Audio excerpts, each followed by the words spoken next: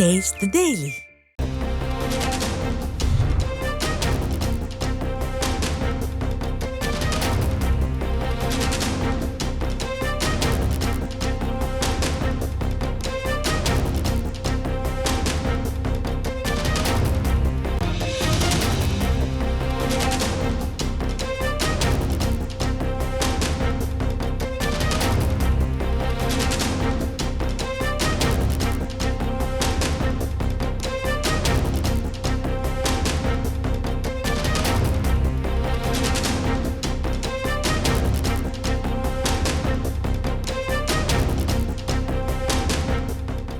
சட்டவிரோத பணப்பரிமாற்ற தடை சட்ட வழக்கில் வங்கி ஆவணங்களை வழங்க கோரி முன்னாள் அமைச்சர் செந்தில் பாலாஜி தாக்கல் செய்த மனு மீது ஜூலை 8ஆம் தேதி உத்தரவு பிறப்பிக்கப்படும் என சென்னை முதன்மை அமர்வு நீதிமன்றம் அறிவிப்பு வெளியிட்டிருக்கிறது.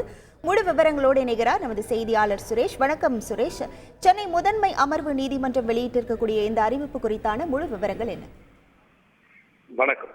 சட்டவிரோத பணப்பரிமாற்ற தடை சட்ட வழக்கிலிருந்து விடுவிக்க வேண்டும் என்று முன்னாள் அமைச்சர் செந்தில் பாலாஜி தாக்கல் செய்த மனு மீதான உத்தரவு தள்ளி வைக்க வேண்டும் என்ற கோரிக்கையுடன் செந்தில் பாலாஜி தரப்பில் புதிதாக 3 மனுக்கள் தாக்கல் செய்யப்பட்டிருந்தன.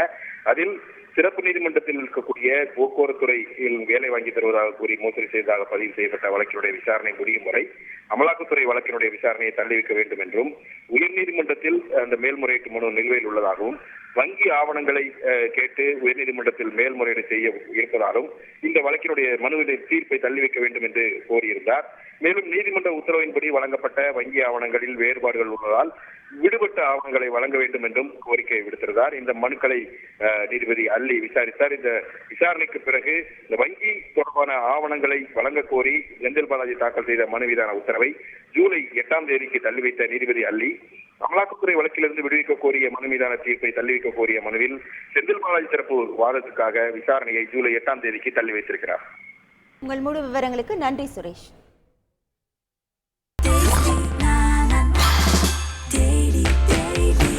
Taste Daily. Taste the Daily.